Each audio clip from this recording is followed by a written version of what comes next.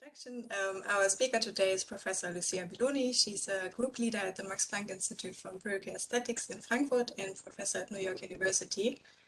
She received her PhD from Catholic University in Chile, where she studied the relevance of neural synchrony for conscious perception. And she's since gone on to make important contributions to a very wide range of topics, including perception, predictions, memory, and also language.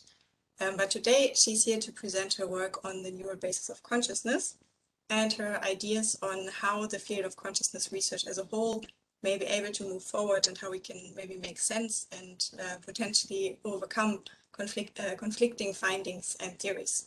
So without further ado, let's welcome Lucia Melloni. And yeah, I think you can share your screen now. Thank you, Pia and Timo, for inviting me and for hosting me today. And welcome everyone to this 2022, hopefully with less COVID. And I was just telling before that I am really hopeful that at some point we're going to get to see each other in the same room, not as these little people in these little squares, because I don't know about you, but I'm getting slowly sick and tired of these very tiny people. And I would like to see them in 3D and big, and even to see how tall you are. Because I still cannot guess, whether you are like really short, really small, and I don't even want to ask you to bet, like how tall I am, but just imagine, like how tall you think I am. So let me share my screen and then get this started. And as Pia was saying today, what I have as what my aim today is to present less my research on the neural correlates of consciousness. Which this is not to say that I don't think that I have done cool stuff, and I'm going to show some stuff that we have done with some of my students, in particular with Jan Aru, who I think that you already had in this meeting, and also with Talis. But to have a little Lucia, bit of like now we see your presenter mode. Unfortunately, it must now be different than before. I don't understand why. Maybe swap displays. Maybe this would do it.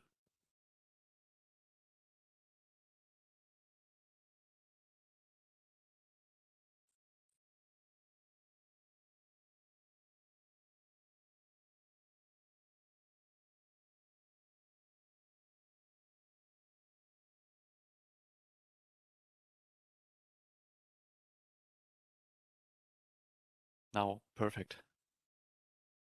Sorry for the interruption. Now it's perfect. Oh, but now we don't hear you anymore. Now your microphone must be off.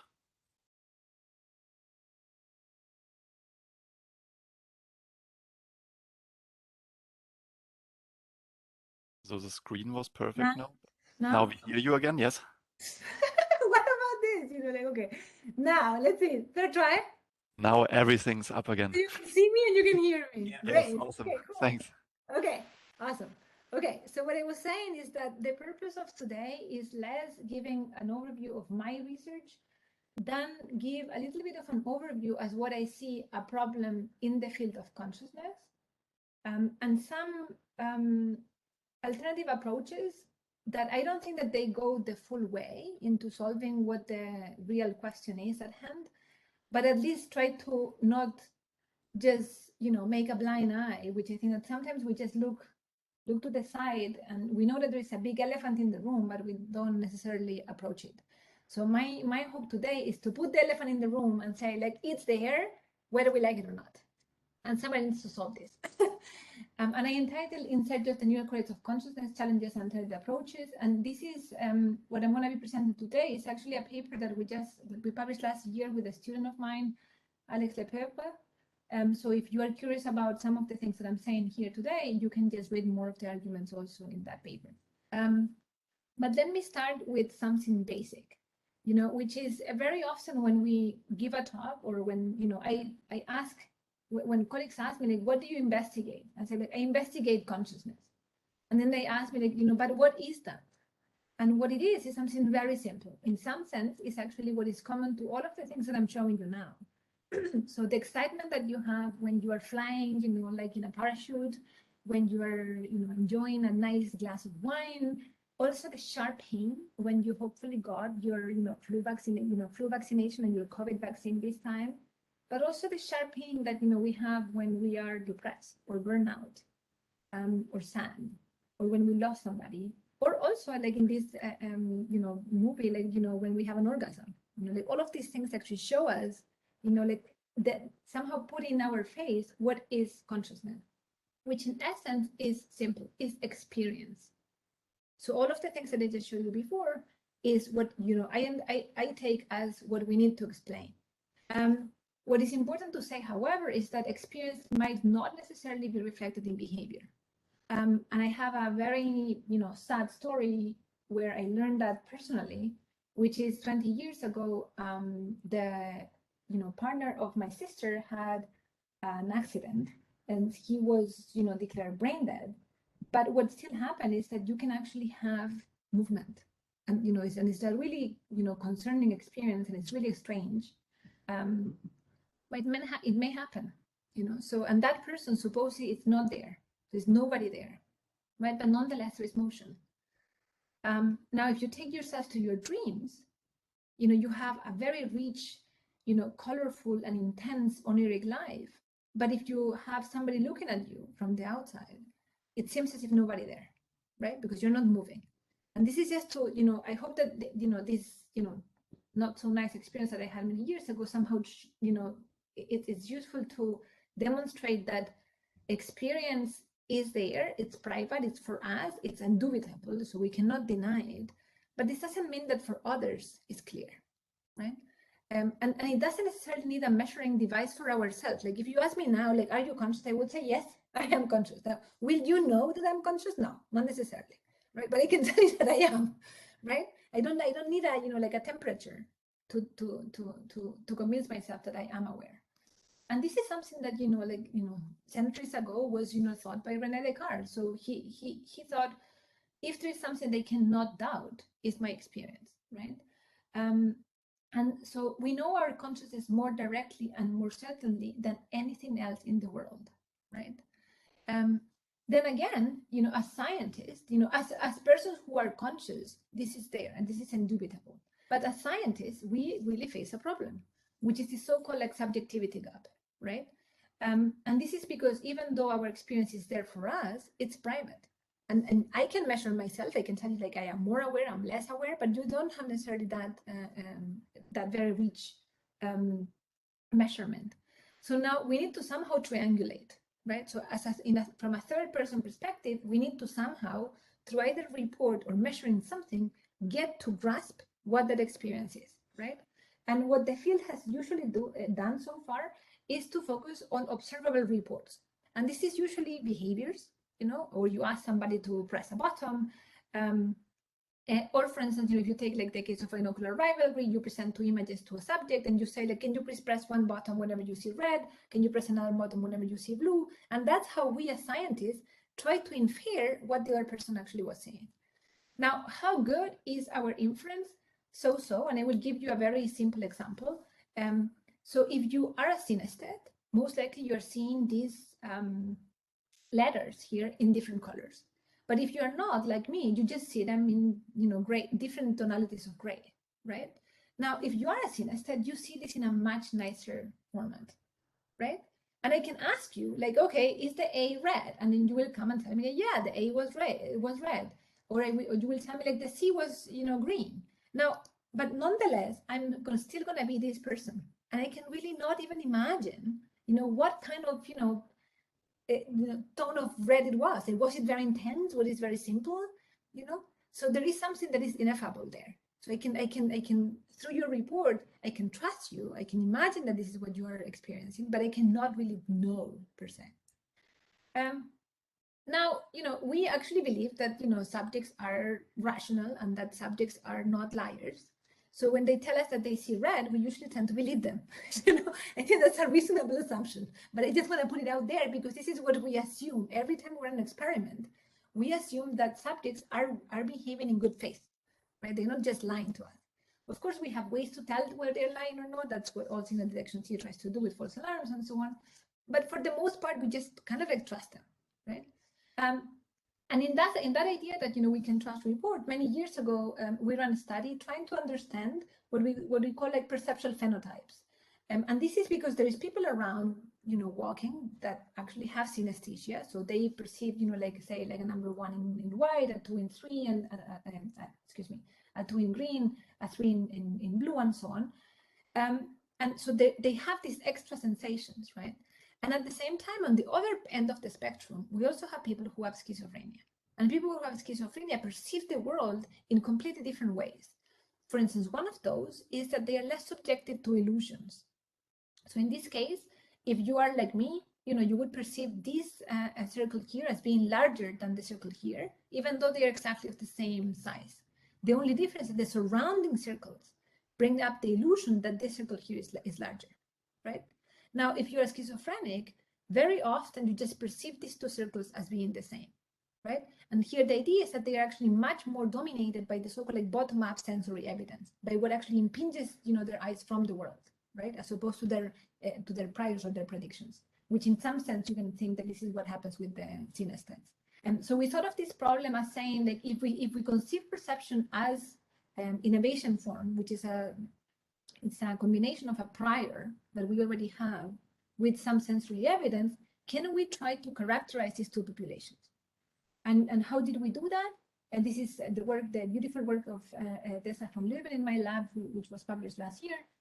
So we ran the so-called hysteresis paradigm. So she presented letters that were unraveled as a function of time. So like a lot of noise, a little bit less noise, and as a function of the amount of noise, eventually the subjects can actually see the letter, right? And the way in which we did it to manipulate or to get a better grasp of how the synesthetes perceive those stimuli was to present the background in the synesthetic color as a way to somehow prompt their pride, right? Now, any synesthete can be turned into a normal, mortal without synesthesia by presenting them symbols for which they don't have any synesthesia. So in this case, we presented something like an equal sign, an and sign, a smaller sign, and so on and so forth. So now we can control for the background color in one, and know that in one of these cases they will perceive an extra color, and hopefully they will see the letters earlier because they have this extra top-down priors. But in their case, they won't.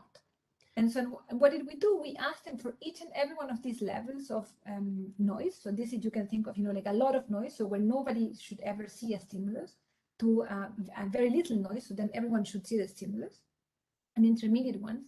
We ask synesthetes, controls, and schizophrenics to tell us how much they saw. And let's start with the red one. So these are the controls. So you have a beautiful psychometric function. And the main result is that we can characterize that synesthetes can perceive much more when they are confronted with the stimuli that induce synesthesia. In contrast, schizophrenics can perceive far less, which is what you can see here by a shift on the psychometric function, right? Now, is this just a fluke? We don't think so, because as I told you, we have very nice control for the schizophrenics, for the synesthetes, right? I told you that if I present you symbols for which they don't have any synesthesia, now they behave equally as the control subjects. So we think and this is just all to say that I think as scientists, we have become much better at trying to understand what conscious perception is for these different people, to the extent that we can even characterize or through some numbers, get to the experiences that people that have schizophrenia and synesthesia actually have, right? So this seems like, really good news. And because, and because somehow the idea was that we were good enough in our experimental methods, Crick and Koff, like many years ago, almost, like 30 years ago by now, put out the idea that we can try to set aside the so-called like hard problem of consciousness and focus on the easy problem of consciousness by looking at the neural correlates of consciousness. What would that mean? For them, it was search for the minimal neural mechanism jointly sufficient for any conscious experience. And this is what they would call the NCC.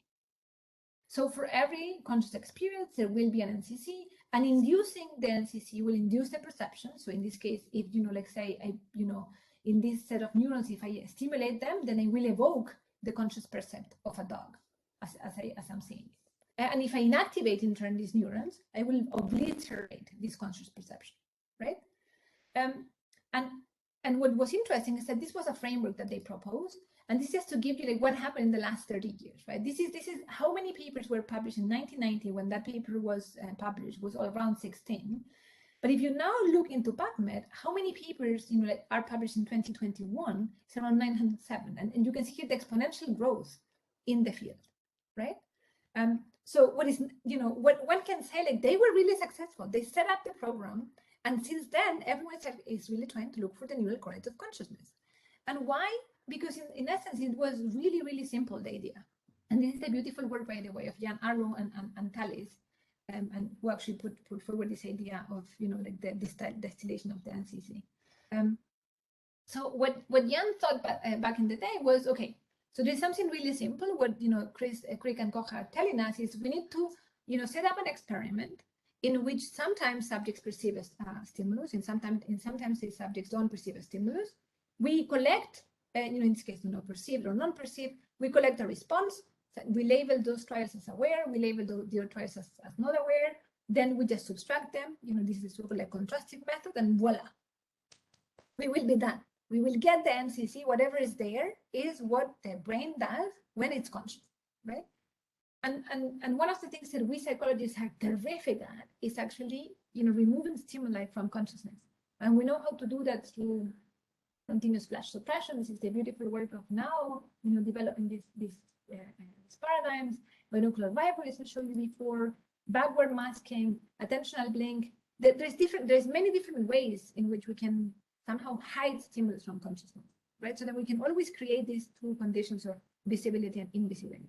I will not dwell on this. If you want to read more about what each of these paradigms are, I invite you to look at this fantastic paper. The point I'm trying to make here is that we know how to do this, and it's not that difficult. In principle, if you know how to do masking experiment, you will do it and it will work. The same thing with continuous flash suppression, molecular vibration, and attentional blink. Stimulus degradation is another way, in which you can, remove a stimulus from consciousness, and this is, like a very nice example from Jan's previous research. And what he did was presenting, in this case, natural images that would actually have a person, and then he also put noise on them. And the idea here was that we would manipulate the amount of sensory evidence. Why? Just to go through the trouble of trying to look for the correlates of consciousness. The idea was, can we ask for each of these cases whether or not the subjects are seeing the stimuli, while we collect the so-called invasive electrophysiology. So these are patients that have epilepsy, and as part of their treatment, electrodes have to be inserted in their brain. In this case, stereo EEGs. They are the penetrating electrodes. This is the only way in which we can measure the brain from the inside in an invasive way through and get good temporal and spatial resolution. And then the idea here, and we know that there is like a very selective response in the fusiform gyrus in the so-called FFA area. And then he asked, what will happen with the so-called high gamma band activity, which is back in the day was understood as multi-unit firing, in cases when somebody sees versus when somebody doesn't see it. And what he observed was, sure enough, if you go to electrodes that are in FFA, there's a huge response and much larger in amplitude for when subjects saw the stimuli versus when subjects did not see the stimuli.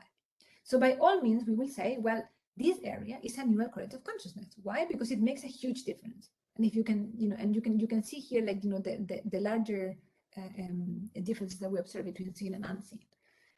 Now, of course, Jan is not the only one that has done this kind of experiment. Some other people have done it in an even nicer way. So this is the work of Fanis Panagiotalopoulos. What Fanis did was, in this case, present monkeys with binocular vibratory stimuli, while he was collecting, in this case, invasive electrophysiology with single unit resolution from prefrontal cortex, right? And asked the monkeys, in this case, to press a lever whenever they would see one stimulus or the other, right? And what Fanis found out is that if monkeys are seeing one stimulus, and that's the preferred response for that neuron, there will be a huge response, right? And if the monkey is not seeing the stimulus, the response will be much smaller in amplitude. Now, if we go to when there's a transition to another stimuli, now the other neuron that prefers this stimuli will have a huge response if the stimulus is visible, and the one that was not selective will become completely silent.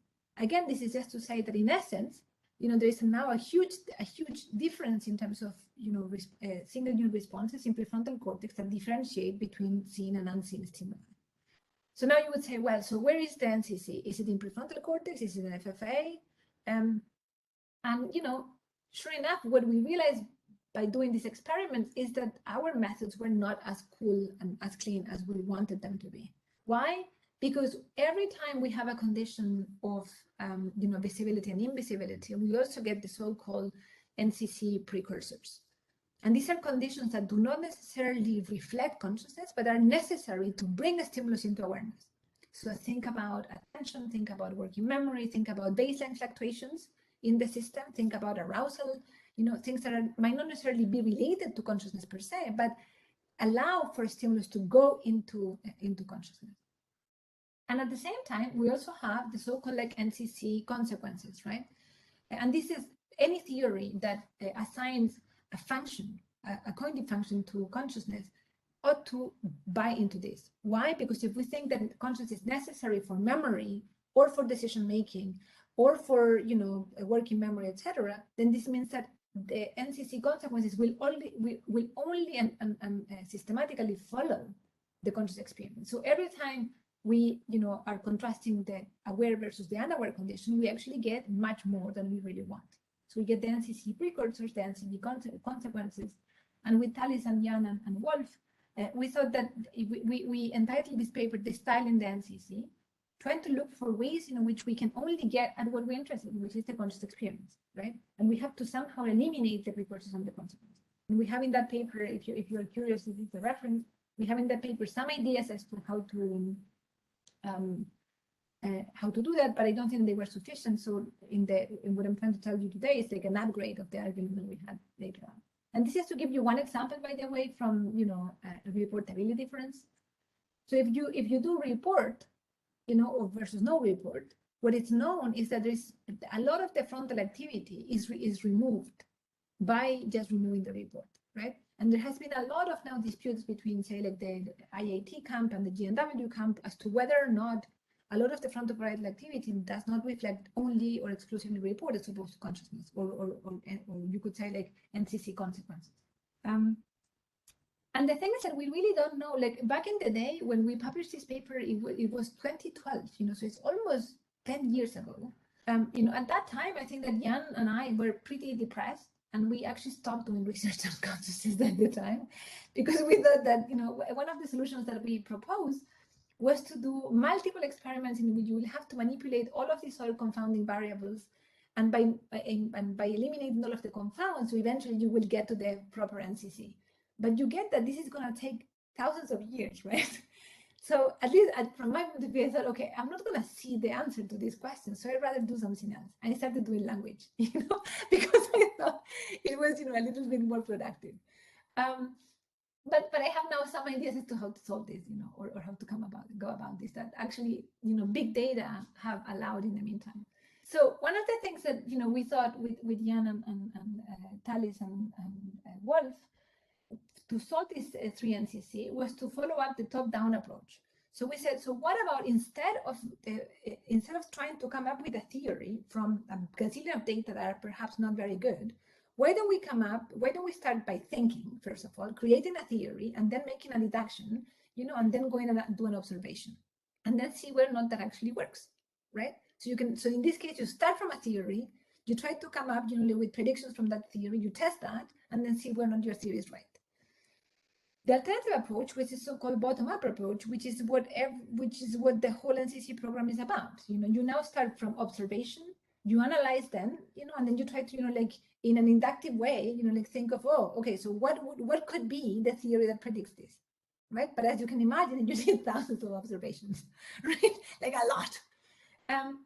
So, in these 10 years, I've been thinking about, okay, can we really start from the theories, right? And one of the things that actually happened on those 10 years, which is, I think, that tantalizing, is that even though we know that the methods that we use are actually pretty bad, the reliance on the theories is much stronger, which somehow sometimes surprised me. Because if I know that my data are shaky, how could it be that then my theories are stronger? Like, it just seems irrational to me. But nonetheless, this is actually what happened in the field. Like, we now think that the theories are much stronger than they used to be. And we actually have a plenty of those theories. So global neural workspace is one, recurrent processing, integrated information theory, predictive processing. There have been, like, if something has significantly, I would say, like, flourished in the past 10 years is how many theories we have. Now, and you will see, by the way, I think that Liane is giving a talk next week, so I'm not going to talk too much about her work, but one thing that I want to make the argument for now is, and this is work from Ida Yaron and coming from Liane's lab, is they did a thorough analysis, meta-analysis in this case, or systematic review of all of the papers that actually either published experiments from GNW, recurrent processing, IIT, or higher order theories, and they were trying to look for what, if you sort the papers, how many of those have actually challenged one theory or the other, and as you see, like the amount of papers that challenge GNW or IIT or whatever, actually are much smaller than the ones that support it. So you could say like there's a strong confirmation bias in the field, first of all. Second of all, if you look in terms of the years, is not the fact, which is what I would have imagined, that because one theory gains respect or like more predominance, then the others tend to, if you think of like evolution, because one wins, perhaps the other ones like have to significantly lose, right? But that's not the case. Like actually, all of them grow in parallel, and this is both if you actually look for supporting evidence, and if you look now for challenging evidence, there's actually very little evidence over the years. So as scientists, we seem to actually really look for confirmation bias, right? So the first order question is here, like, how do we know which results or theories are better? So is there any standard procedure to drive this decision making, right?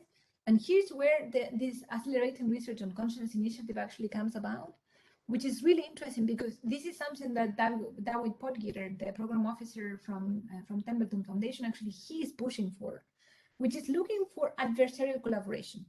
And the idea of adversarial collaboration now is, let's just put two people in a room who have divergent opinions about something to come up with clear predictions that if they were to be, true, or if they were to be falsifiable, would actually put the theory in trouble, right? And that the opponent actually has to somehow, in this case, accept the results.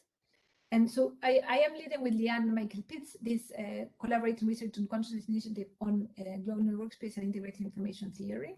And what we have and what we decided to do on top of having the adversarial collaboration was to also have the same experiments run on 3 different methods, highly powered with standardized materials, replicable, and also have what I would call team science. And I will explain actually each of those parts.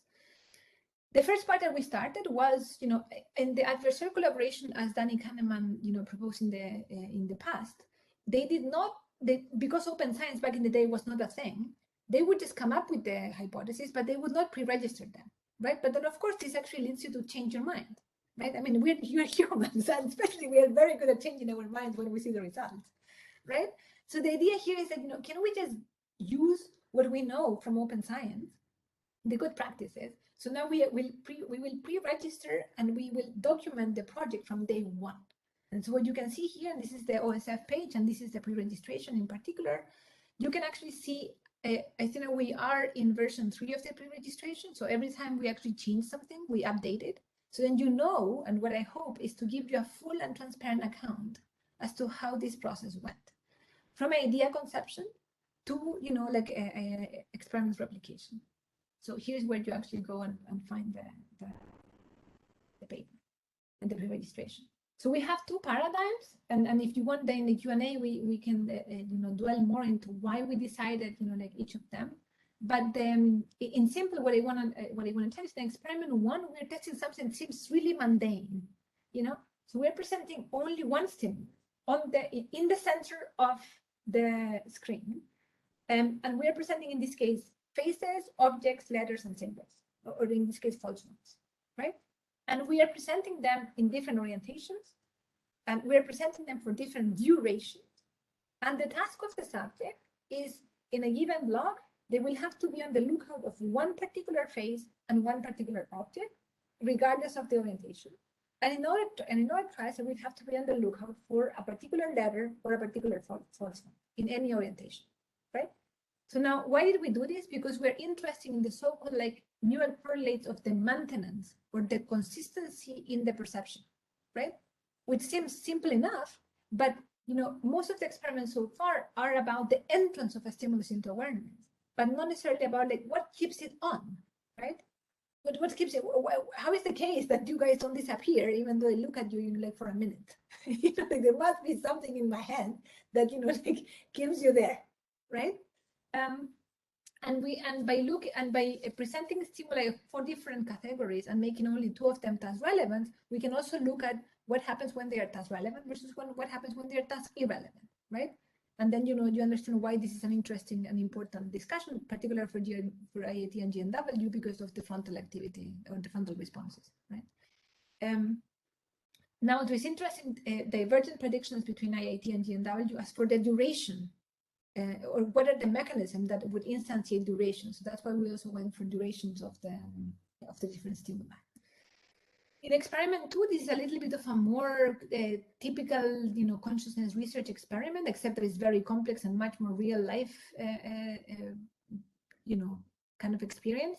In this case, we presented subjects with a video game, and they have to, they only have to look like for these different orbs, they will have to catch them, either the blue or the orange ones, depending on the levels in which they are. And occasionally we present a face or an object in one of these 4 quadrants. And occasionally, at something like 9 seconds or in between 9 and 18 seconds, we ask the subjects, we stop the game and we ask whether or not they have seen a stimulus or not. Right? And the idea is to play around with inattentional blindness in some sense. And here now we have a systematic way in which to eliminate the stimulus from consciousness in many of these, in many trials, right? All right. So what are the differential predictions? So we are looking for decoding of the content of consciousness, thinking that, at least for GNW, the decoding of, they would predict that content should be hosted also in the frontal areas, right? Whereas for IAT, it's only the posterior areas are actually relevant for the content of consciousness. In terms of the temporal dynamics, for GNW, they predict that there should be an onset response, so an ignition in frontal areas. Then there will be silent activity, so it doesn't have to be like active working memory maintenance, which means that in essence the responses will go down in prefrontal areas, and a boost of the responses as the stimuli goes off and a new content is being brought up into consciousness, right? Followed by another ignition. Whereas for IAT, your experience in some sense has to have the same neural substance at the same time, which means that they are looking for a pattern of activity that has to be the same all throughout your 1 second or 2 seconds in which we're presenting the stimuli. They also have differential predictions regarding the connectivity pattern. So for instance, for IAT, connections between B1, B2, and say FFA is what mediate the perception of a face. In the case of GNW, of course, in this case, the prefrontal areas have to be engaged at the same time. So there should be also synchrony between FFA and, in this case, prefrontal areas that are related to consciousness. This is to give you some of the predictions that we have. What is very important is that in this pre-registration we have a theory. We have tables that map out the outcomes and the interpretations, right? So for GNW, for instance, if in experiment 1, this outcome is present and this outcome is present, it's going to be a pass. If this outcome, it's not there, but this one is there, that's going to be a fail. So then we also have an agreed upon set of interpretations of the different outcomes that are crucial for the experiment, right? And this is also part of the pre-registration. So if you want to take a look at that, I invite you to examine them more.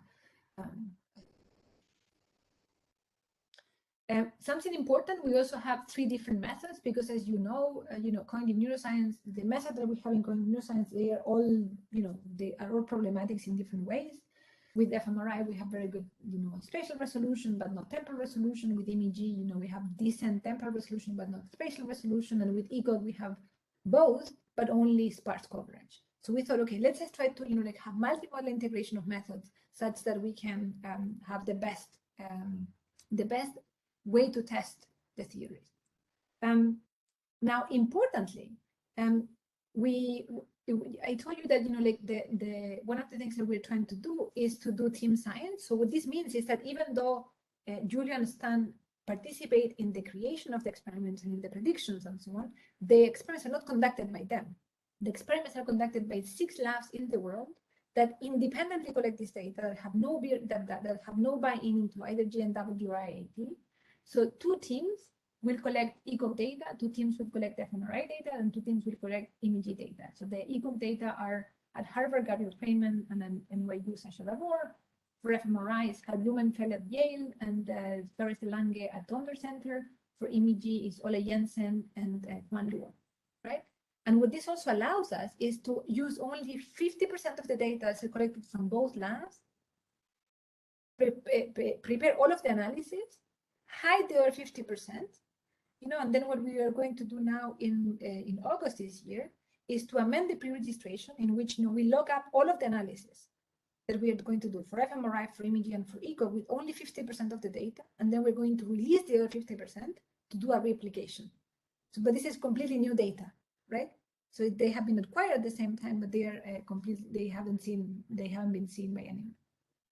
And this is truly team science because we have this different, ECOG, fMRI, and imaging stream. We also have a data monitoring team, data science collaborators. We have advisors that I will show you later on. One of those is Radek Cici, who is a part of, your center in Berlin. We have, of course, adversaries. So in this case, Julio and Stan, and the center PIs, so in this case, Liad, Mudrik, and Michael Pitts, and myself. And so this is us back in, when life was nice in 2019, in October, getting launched, with this enterprise and being super happy about, like the different things that we were up, to do. And then COVID came, and it was, like, oh my God, this is not fun. And I will not dwell on, like how difficult these 2 past years have been, but I will just tell you about the good things that, we managed to do nonetheless. So we managed to do the pre-registration, we managed to pilot the studies, and we managed to collect already 200 fMRI, 200 fMRI data sets, both at Yale and Donders. PKU has completed already 100 subjects of imaging. Birmingham is about to be done in April this year, and Harvard, NYU, and Wisconsin will complete the ECOG data acquisition at the end of the year. So we are in good track, and and this makes me happy, but it's very difficult. This was super difficult in the midst of COVID, having to collect all of this data. So this is the fun part, as trying to do like decoding analysis, like all together. But the nicest just actually happened. So we had Danny Kahneman giving us a fantastic talk about his anecdotes on adversarial collaboration. Interestingly enough, he told us that it doesn't work. What he said, which I thought it was depressing and at the same time good and interesting, is that the adversaries never change their mind because people tend to be stubborn, but the field changes their mind, right? So which I think is an interesting like way of thinking about it. So it seems that we're not as flexible as we should be. So one of the take-home message was believe less in your ideas. No, but I guess that for all of you guys that like predictive coding, it's like seeing is believing. I guess it is the same thing with our ideas. The world is through our ideas. So anyways, and this is like the postdocs, like yesterday, the day before yesterday, just like doing also like fun activities, like in the postdoc retreat, where they did escape the game, which they managed to do. This is just to tell you that like fun, like team size can be fun, but it's also like a lot of work. And so why are we doing all this, guys? Because at least one of the things that so I personally find extremely interesting the idea of doing the adversarial collaboration, being like in the as part of a team, and so on. But my true sense of the value of this enterprise is when we release all of this data to you, and we do true collective science, as I call it, And the idea for us, and in fact, one of the things that we plan to do as soon as the paper is out, is to put all of the data in the web for you, all of the data, all of the experimental methods, all of the analysis tool, etc., for you to mine this data and find new patterns, right? Because in truth and in fairness, the fact that we're only testing GNW or IIT doesn't mean that these are the best theories. It just means that this is the theories that are being tested in this consortium.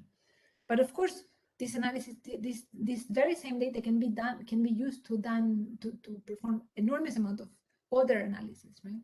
And the idea is like I try to think about this of a like telescope. We're all trying to look at the brain with different like ideas. So it's like when you try to understand an elephant, one looks at the leg, the other one the tail, and I hope that all together we get to see what the real person, in this case, what the real correlates or mechanism for consciousness are. I'm even more excited because this team of people, I told you, like the Templeton Foundation, we were the first project in Templeton that was funded to investigate GNW and IET. And as I told you, we're going to have in humans something like 500 data sets with fMRI, imaging, and ECOG. Now these guys, so this is the team of Fanis, Yuri Salman, Maria Jeffen, and Sean Olsen, they're going to do similar experiments to one, but now in mice and in monkeys. So imagine how cool this is. We're going to have, for the very same experiment, data from different species and different modalities in humans. So I'm super excited as to all of the things that we will be able to find out in the future with this data that I really will make. There's another project led by B. Yuhi and Ned Block and Jan and David Chalmers and Rachel Dennison and Megan Petters, where they're looking at first order higher order theories. So in this case, recurrent processing by Victor Lame, and higher order theories as per Hagwan Lau and Richard Bach. So why do you care? Like you may say, like, this just seems ridiculous. This is so much effort. And well, I do think that, or I do hope, that by running these huge efforts, we can hopefully accelerate finding the NCC. But also at the same time, we can, have more confidence in the field by really pushing for more scientific practices and having what I call like radical transparency. Like, so from idea inception, hopefully to publishing a paper. And my perhaps larger goal and largest hope is for your generation, to now do science in a different way, like than how I was trained. I was trained to do science in my lab with, like my completely underpowered experiments. I probably will never replicate, so don't read any of my papers because my will never replicate, So I hope that, you guys do better, so I think we had enough of my generation, I think you need to do something better. But I will not be, naive, and I will not tell you that this is not difficult. In fact, I know, by having participate in this for the past 3 years, this is a very, very difficult thing to do because it requires our mindset to be changed. So now, how are we, raising science? Competitive rivalry. I have to be famous, and therefore, I need to somehow, you need to be less famous, so then I can be more famous, right? And this is a cooperative pursuit. So in essence, somehow, like the goals of science are slightly different than what we are typically trying on. It is really costly. Actually, like doing team science and open science and, like do proper data curation and standardization of methods and, like good, code check and what have you is actually pretty darn difficult. It takes a lot of effort and a lot of money. This is actually very important and very difficult to solve. And I'm not going to be, naive as not to mention this because I think this is something that we need to solve for you guys, the next generation, to really buy into this project, which is how do we do credit assignment. I have like 11 students and PhD students, postdocs and master students and postdocs who are extremely smart, and we're going to end up with 1, 2, or 3 like publications with a chunk of authors, right? So we need to do better to do credit assignment. And it needs a lot of different competencies. So I think that doing science in this collaborative way is actually much more difficult also because the guy who knows a lot about metadata does not necessarily knows about data curation and about the theories. So all right, but are we going to be done by will it be okay to do will it be enough to just do these adversarial collaborations? I don't think so. So I think that all models are wrong and some are just more useful. And this is where the, remember that I was telling you about the so-called like top-down approach. This is where I think that the bottom-up approach still has a place to be. But now this bears a question like how to do theory development in the age of cumulative science, right? And how do we do it now? Well, we have typically authoritative reviews. So Victor writes his own review, Julio and Christoph writes their own review, and like Stan writes his own review, and Hagwan writes his own review. But of course, this is from the point of view of the people who publish those theories. So, minimally, they one could say like how much of confirmation bias if there is. I mean, I guess that one can argue that not that little, right? I mean, after all, they are proposing, right? So there is other ways. So Neuroscience, for instance, is a fantastic method. Like if you are into fMRI, I definitely recommend you to do that. But at the same time, this is not raw data. So this is processed data. So there is a limitation to this kind of techniques, right? But still much better than not having. Right? Then there's the fantastic work of Itai. As I told you, like, he created this website and this database where you can actually go and look at all of the different papers that have been published since I don't remember the year when he starts, but for the past 20 years. Now, what Itai found, which is something that I guess that we would have all predicted, is that if you look at the activation patterns based on papers from IIT, from repetition, from erection processing, GNW or HOT, the areas that they tend to push are literally the ones that the fields are consistent with. But if you put everything together, you have to put the whole brain. So this tells you something interesting, which I think that I hope that Liar will tell you, because they found that in essence has a lot to do with people they choose different methods, right, and different experiments. So in essence, already the experiments bias the conclusion, right?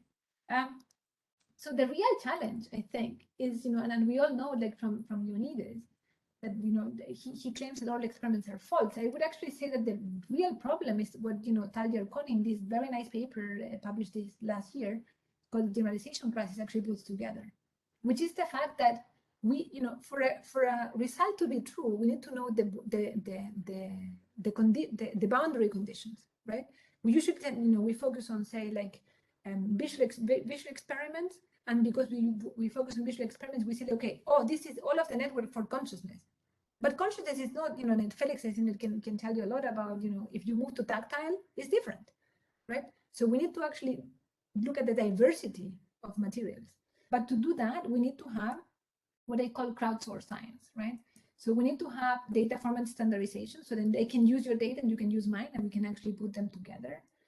And we need to have data access. We need to actually all share our data, because if we don't share our data, then we will not be able to really look at all of the experiments that we would want to look at. And then we also have to have actually like a Google for the brain, so ways to look at the different experiments that people have run and look for all of the studies that, for instance, have looked at phases in consciousness. What is the neural correlates of all of those when we now take like thousands of studies with the raw data, not a meta-analysis? And then, of course, we have to do like data validation, right? And so one of the efforts that we're running now with Dan Marcus and Sean Hill is to create a so-called like electronic laboratory notebook with Elasticsearch to then hopefully do this for you guys, or create the tools for you to do that. And then my biggest hope is to have what I call like El Alma Laboratory, which is this mindscope for the brain. And I call it El Alma because El Alma is the largest scale telescope that happens to be in Chile, which I'm from. And it's a very small telescope that if you put them all in sync, you can actually look really, really far, right? So the metaphor here is like, if we all share our data, perhaps we can all be in sync and really look at, like what the brain does and get to the mindscope and to El Alma. All right, so this is my take on, what I think we should be doing, but is this going to be enough? I don't think so. And I will just, in the next minute that I have, tell you why I think we need to do a little bit more. And it's because, we usually tend to look at the so-called like, transitions into consciousness, like, did you see, did you know? But as we all know, and look, I accuse me of doing the same, because the video game that we are running now is exactly that, right? But, as we all know, any conscious experience is much richer than that. It has a location, like a shape, a size, so now imagine that you're a Martian and somebody asks you like, oh, can you please describe me what you have seen? And then the human says, yeah, I saw a face. And then you would say something like this, or like this, or like this, or like this, or like that. Of course, they're all faces, but you would agree with me that, in your experience, they are actually very different, right? And this is what I call consciousness. It's the experience of, that is the structure of the experience. And this is where sometimes language traps us, because we think that because we share a label, we share an experience, but we don't necessarily.